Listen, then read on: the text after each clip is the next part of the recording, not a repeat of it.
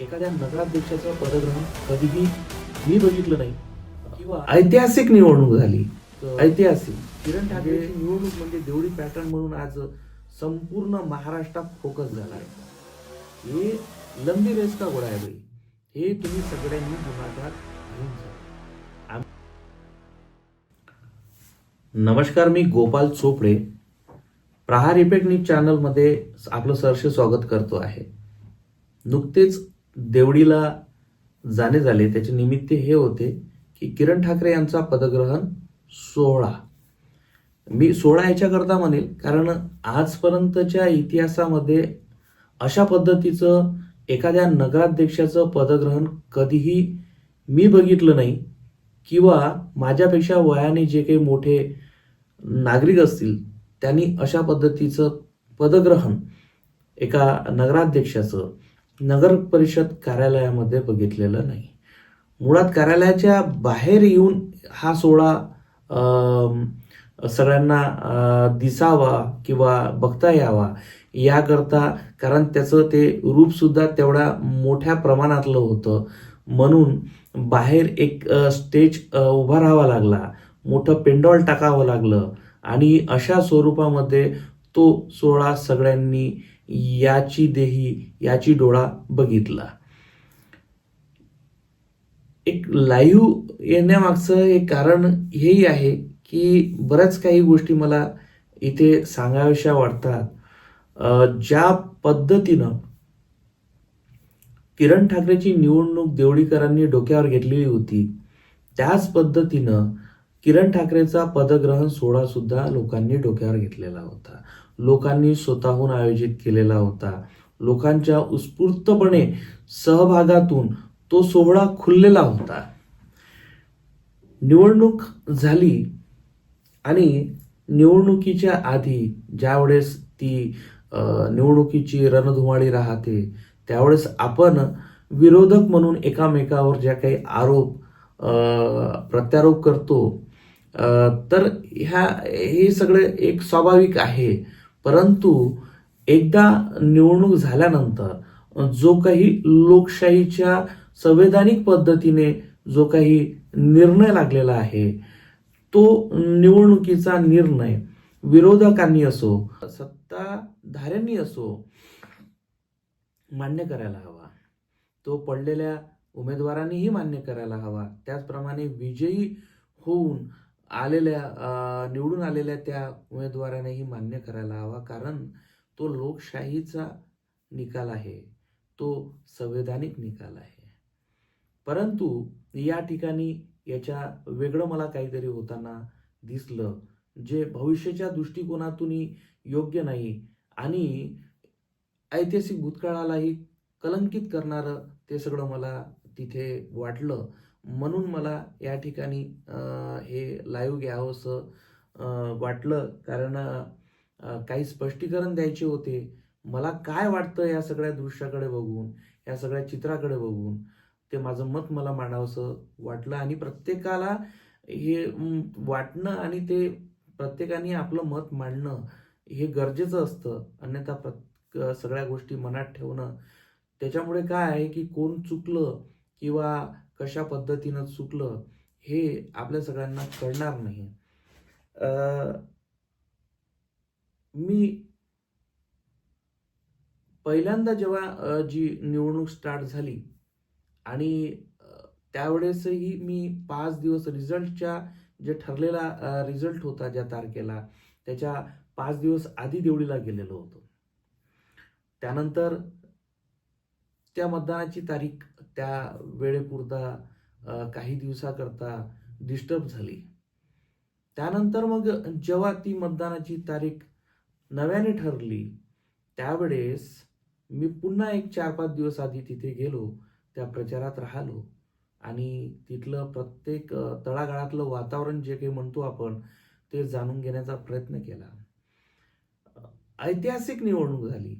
ऐतिहासिक म्हणजे खरोखर आपण जे काही किंवा सर्वत्र एक शब्द वापरला जाते की धनशक्ती विरुद्ध जनशक्ती.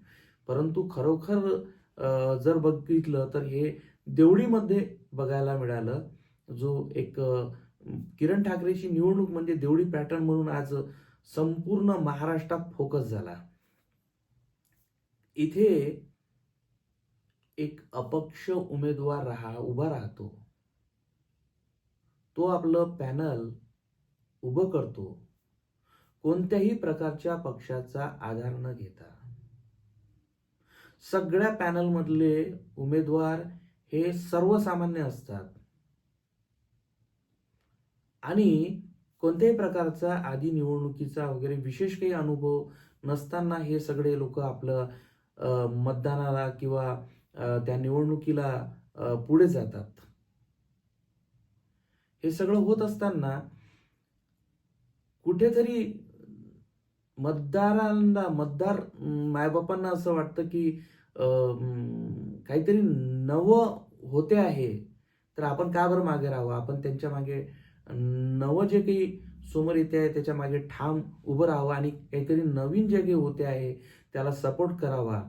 तर या अनुषंगाने तिथे जे काही काँग्रेसचे उमेदवार होते, त्यानंतर भारतीय जनता पार्टीचे नगराध्यक्ष पदाचे जे काही उभे असलेले उमेदवार होते, यांच्याकडे बघून तेच जे उमेदवार आहे यांना तेच आपल्याला चेहरे नकोत म्हणून नव्याने उभा राहिलेला नव युवक तरुण तळपदार उमेदवार म्हणजे किरण ठाकरे याला देवडीकर जनतेने भक्कमपणे सपोर्ट केला आणि मोठ्या मताधिक्याने म्हणजे पूर्ण जिल्ह्यामध्ये सर्वाधिक मताने निवडून आलेला नगराध्यक्ष पदाचा उमेदवार म्हणजे किरण ठाकरे ठरला. या निवडणुकीमध्ये जेव्हा किरण निवडून आला त्याच्या आधी बऱ्याचशा गोष्टी सांगाव्याशा वाटतात की किरणला पाळण्याकरता मोठमोठ्या मातब्बरांच्या सभा देवळीमध्ये लावण्यात आल्या, ज्यामध्ये माजी वनमंत्री होते, आजी पालकमंत्री होते, आमदार होते, खासदार होते आणि त्याचप्रमाणे सद्य परिस्थितीतले सध्याचे करंटली मुख्यमंत्री देवेंद्र फडणवीस यांची सुद्धा सभा किरण ठाकरेला पाळण्याकरता तिथे आयोजित करण्यात आलेली होती. पडित खासदार नवनीतजी राणा यांची सुद्धा एक सभा म्हणा किंवा रोड शो तिथे आयोजित करण्यात आलेला होता. विरोधकांनी कोणत्याच प्रकारचे पर्याय सोडलेले नव्हते, कोणत्याही प्रकारची गुंजाईश बाकी ठेवलेली नव्हती प्रयत्नांमध्ये. परंतु त्यांच्या प्रयत्नांना यश आलं नाही, कारण त्यांचे मनसुबे चुकीचे होते. नगराध्यक्ष पदाचा उमेदवार चुकीचा होता देवडीकरांच्या मते आणि नगराध्यक्ष पदाचा उमेदवार करेक्ट होता किरण ठाकरेच्या रूपाने देवडीकरांच्या मते. हे सांगण्याकरता मग ज्या वेळेस सेकंड टर्म चालू झाला, मतदानाचा जो दिवस नवीन पद्धतीनं आयोजित करण्यात आला निवडणूक आयोगाच्या नियमानुसार, त्यावेळेस पुन्हा जोमाने तरुण निराश न होता पुन्हा त्याच ताकदीने त्याच उत्साहाने कामी लागला आणि देवडीकर जनतेने भरभरून त्याला साथ दिली. यामध्ये किरण ठाकरेचं संपूर्ण पॅनल पडलं, परंतु किरण ठाकरे एक सीट डायरेक्टली नगराध्यक्ष पदाकरता तिथे निवडून आली. निवडून आल्यानंतर ज्या वेळेस तो रिझल्ट लागतो, तो लोकशाहीचा रिझल्ट असतो, लोकशाहीचं मत असतं, संवैधानिक एक नियमानुसार जे काही स्ट्रक्चर तयार केलेलं आहे त्याचा जो काही निर्णय लागला त्याचं आदरपूर्वक स्वागत करायचं असतं. परंतु झालं वेगळं. किरण ठाकरेची निवडणूक ज्या पद्धतीनं गाजली त्याच पद्धतीनं किरण ठाकरेचा पदग्रहण सोहळ्याचा कार्यक्रम सुद्धा अस्मरणीय राहिला. या पदग्रहण सोहळ्यामध्ये जनरली सर्वसामान्यपणे मी काही जे पदग्रहण सोहळा आहे म्हणूच नाही, आपण याआधी जे काही नगराध्यक्षाचे पदग्रहण सोहळे झाले देवळीमध्ये त्याला आपण सोहळा म्हणू शकत नाही. कारण व्हायचं कसं की जो कोणी नगराध्यक्ष पदाचा उमेदवार निवडून आलेला आहे किंवा ठरवल्या गेलेला आहे, त्याला सगळे नगरसेवक मिळून आतमध्येच त्या नगर परिषद कार्यालयामध्ये जे परफेक्टली नगराध्यक्षाची कॅबिन आहे, त्या कॅबिनमध्ये एक नवी चेअर आणून त्या चेअरवरती त्याला बसविण्यात येतं, त्याला शुभेच्छा देण्यात येतात, नाश्ता पाणी केलं जातं आणि संपलं. इथे हा पदग्रहण सोहळा संपवला जात होता आणि अशाच पद्धतीनं आजपर्यंतचं देवळी नगर परिषदेचं तरी नगराध्यक्ष पदाचं पदग्रहण कार्यक्रम निपटला गेला. परंतु पदग्रहण सोहळा हा जो शब्द खऱ्या अर्थाने शोभून दिसतो किरण ठाकरेच्या पदग्रहणाच्या कार्यक्रमाला. किरण ठाकरेचा जो काही पदग्रहणाचा कार्यक्रम झाला 1 जानेवारीला, त्याच्यामध्ये सर्वात मोठी आणि लाजिरवाणी गोष्ट आहे देवडीकरांसाठी म्हणा किंवा देवडीत स्वतःला खूप मातब्बर राजकारणी समजणाऱ्या त्या उसन्या अकलीच्या लोकांसाठी म्हणा, की एका नगराध्यक्षाचं जेव्हा पदग्रहण होतं, तो कार्यक्रम होतो, तर तिथे विरोधक जो कोणी असतं नगरसेवक वगैरे ते हजर राहत नाही. खूप डोकं ठणकावून टाकणारी, मनस्ताप देणारी ही एक तो प्रसंग होता, जो उघड्या डोळ्यांनी देवडीकरांनी बघितला, की विरोधक ज्यांना म्हटलं जाते किंवा मग अपोजिशन पार्टीमधले जे उमेदवार जे निवडून आलेले आहे ते किरण ठाकरेच्या पदग्रहण सोहळ्याला हजर नव्हते. त्याचप्रमाणे यांचं हे ठीक आहे, त्यांनी तो खरोखर एक प्रकारचा अळांचोडपणा दाखवलेला आहे. त्यांना आपण मातब्बर राजकारणी म्हणूच शकत नाही. कोणी विरोधात नव्हतं म्हणून आम्ही आजपर्यंत निवडून आलो किंवा निवडल्या गेलो, अशा पद्धतीचं जे लोक जगले, ज्या लोकांनी आपला काळ काढला, तर त्या लोकांना आपण मातब्बर किंवा मुरब्बी राजकारणी म्हणू शकत नाही. कारण ते जर मातब्बर किंवा मुरब्बी राजकारणी असते तर कदाचित हा असल्या प्रकारचा अळांचोडपणा त्यांनी केलेला नसता जो त्यांनी आता केलेला आहे. परंतु हे सगळं करत असताना जरी ते लोक किरणला शुभेच्छा देण्याकरता आलेले नाही, नगराध्यक्षाला शुभेच्छा देण्याकरता आलेले नाही, परंतु ज्या पद्धतीने निवडणुकीमध्ये देवडीकर जनतेने किरण ठाकरेला एकटं सोडलं नाही, त्याच पद्धतीने किरण ठाकरेच्या पदग्रहण सोहळ्यामध्ये त्याला एकटं सोडलं नाही. याची त्या पदग्रहण सोहळा जो आपला किरण आहे, जो निवडून आला एवढा मोठ्या मताधिक्याने, त्याचा तो पदग्रहण सोहळा उघड्या डोळ्याने पाहण्याकरता, त्याला भरभरून शुभेच्छा देण्याकरता सगळे देवडीकर नागरिक, सर्वसामान्य, मग तो छोटे मुलं असो की अपंग दिव्यांग बंधू भगिनी असो किंवा वयोवृद्ध नागरिक असो, आजी आजोबा असो, समाजातील प्रत्येक घटक तिथे त्या सोहळ्याला हजर होता, फक्त विरोधक सोडून.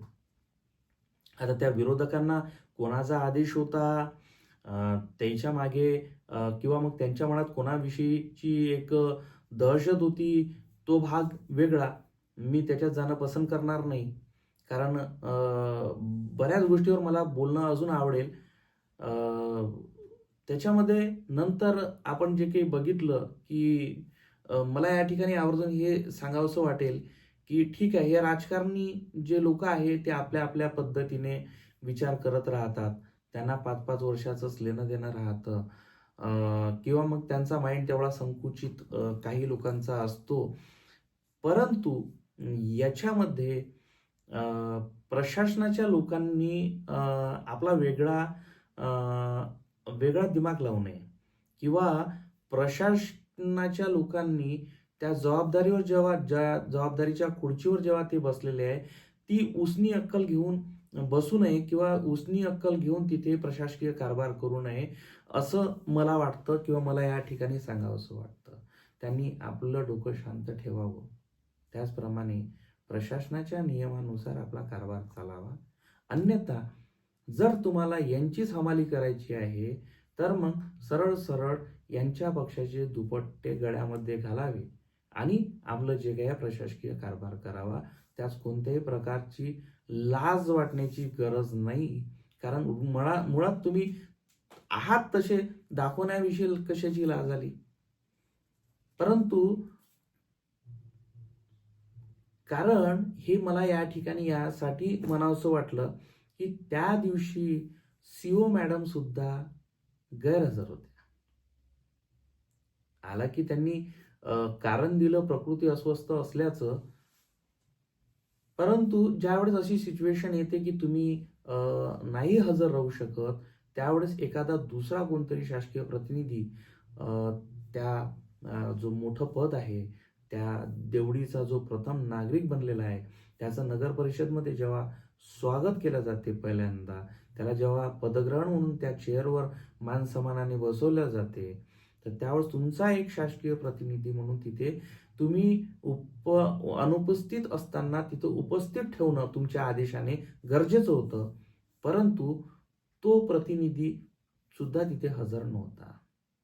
म्हणजे ठीक आहे, यांचे जे चेले सपाटे आहे यांच्यावर यांची असलेली जी पोकळ दहशत आहे ही काही वेळेपुरती आपण मान्य करू.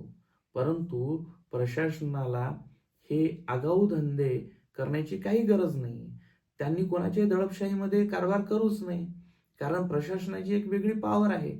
जर या लोकांना आम्ही तरुणांनी जर ऐकलं नाही, आम्ही यांच्या कोणत्याही प्रकारच्या दबावाला बळी पडलेलो नाही, तर तुमच्यासमोर तर एवढी प्रशासनाची पॉवर आहे, तुम्ही यांच्या दबावाला बळी पडण्याचं काही कारणच नव्हतं. परंतु त्या ठिकाणी तुम्ही एका दिवसात आपले सगळे रूप दाखवून दिले. विरोधकांनी आपल्या पद्धतीचे जे काही मूर्खपणा तो दाखवून दिलेला आहे.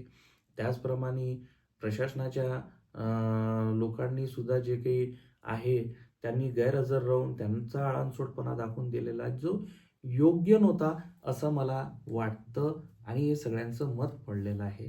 सगळ्यांनी त्या दिवसचा जो काही या लोकांचा शो आहे तो बघितला आहे, तुमचा नीचपणा बघितलेला आहे. त्याचप्रमाणे देवडेकर जनतेने त्या दिवशी किरण ठाकरेचा मोठेपणा सुद्धा, त्याच्या मनाचा मोठेपणा सुद्धा, उदारपणा सुद्धा याच डोळ्यांनी बघितला. किरण ठाकरेंनी ज्या वेळेस पदग्रहण करण्याची वेळ आली, त्या चेअरवर बसण्याची वेळ आली, तर किरण ठाकरेंनी एक 5 लोक सर्वसामान्य जनतेतले असे निवडले. त्याच्यामध्ये एक आमची दिव्यांग ताई होती, त्याच्यानंतर वृद्ध नागरिक होते, त्याच्यानंतर एक माजी सैनिक होते. असे 4 ते 5 लोक निवडले. त्या चेअरवर त्यांना आधी बसवलं. ज्या चेअरवर नगराध्यक्षाच्या चेअरवर, ज्या चेअरवर बसून त्याला आता कारभार बघायचा आहे, त्या चेअरवर आधी या लोकांना बसवलं.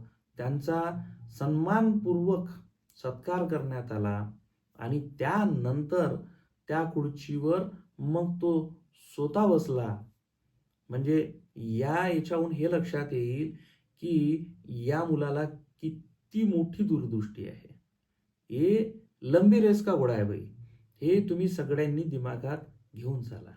आम्ही एवढं सगळा ग्रुप आज कमीत कमी 7-8 वर्ष, 8 ते 10 वर्षापासून हा मुलगा समाजकार्यामध्ये आहे.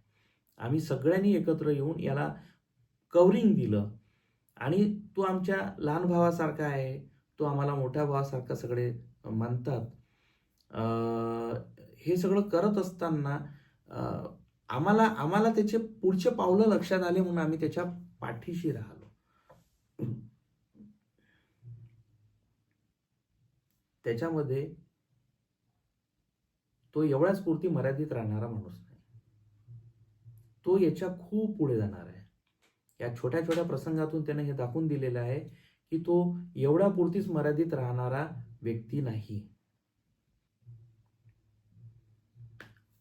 देवडीमध्ये जो काही पदग्रहण सोहळा किरण ठाकरेचा झाला, हा पूर्ण महाराष्ट्रभर गाजला, महाराष्ट्रात पोहोचला.